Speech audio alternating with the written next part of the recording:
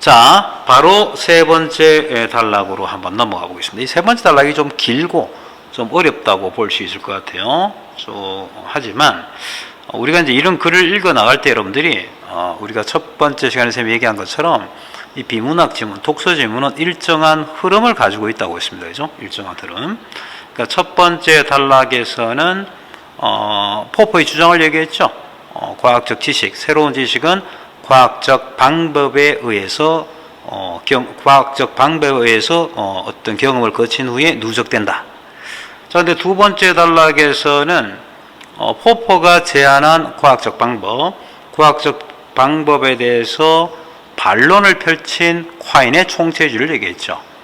그런데 콰인이 포퍼의 견해에 대해서 반론을 펼치긴 했지만 사실은 그 포퍼의 견해 전체를 부정한 것은 아니죠. 무엇만 얘기했죠? 가설에서 예측으로 넘어가는 그 단계에 대해서만 사실 반박했다고 볼 수가 있는 겁니다.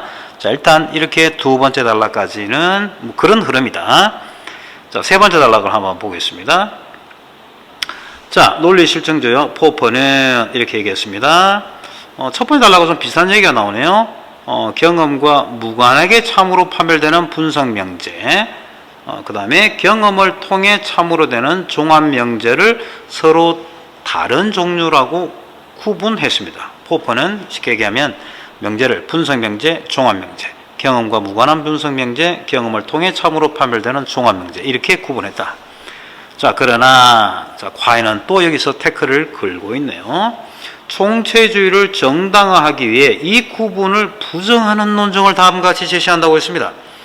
자, 여기서 구분이 뭐죠? 분석명제하고 종합명제로 구분하는, 이것을 부정하는 논증이라고 했습니다. 논증. 부정하는 논증을 다음과 같이 제시한다. 그럼 다음과 제시한 거는 여기서부터 나오는 거는 전부 다 무슨 얘기죠?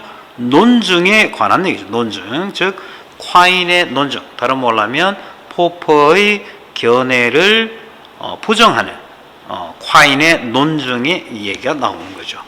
그래서 여기서부터 어디까지가 콰인의 논증에 관한 얘기인지 여러분들 빨리 한번 보세요. 어디까지인가?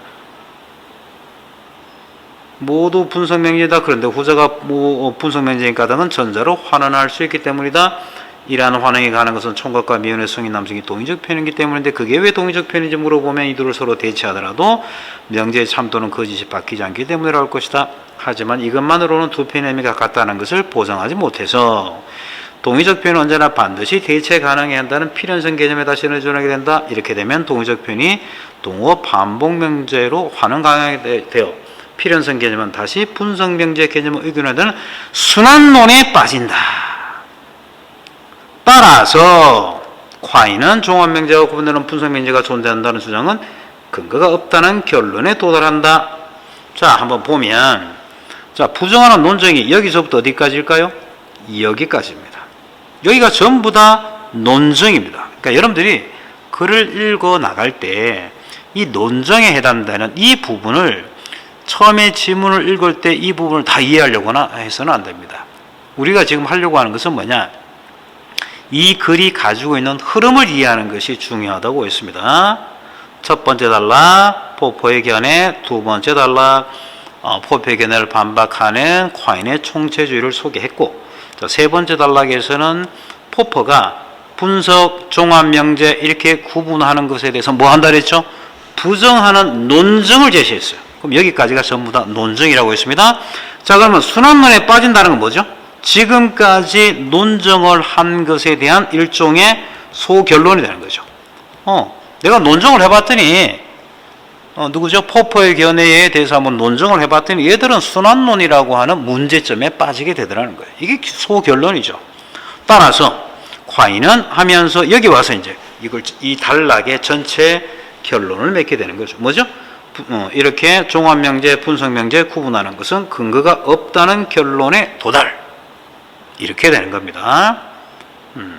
자, 이렇게 한번 보면 이 글의 이 단락의 핵심어가 뭐고 핵심 요지가 뭔지 조금 더 여러분들이 처음에 했던 것과는 좀 달라지지 않겠나는 생각이 드는데, 자, 친구 이걸 한번 보면 핵심어 분석명제와 종합명제의 구분, 이게 이제 글의 진짜 핵심은 이 단락이 정말 하고 싶은 얘기가 이건지 동어 반복 명제, 동의적 표현, 순환론 이런 얘기가 나왔습니다.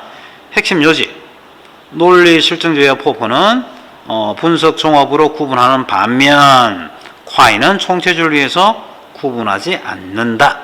사실은 이 친구가 한 이 두 번째 핵심 요지는 핵심 요지라기보다는 사실은 그 요약에 가깝죠. 그 요약문에 가깝습니다.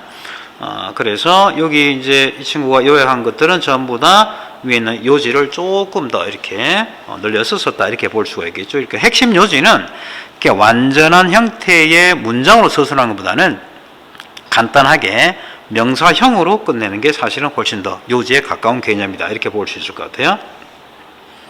자, 우리 선생님의 한 걸 같이 한번 보겠습니다. 핵심어는 뭐 이렇게 볼 수 있을 것 같아요. 콰인의 논증이 논증했다. 콰인의 논증. 뭐를 논증했죠? 포포의 견해를 부정하는 논증.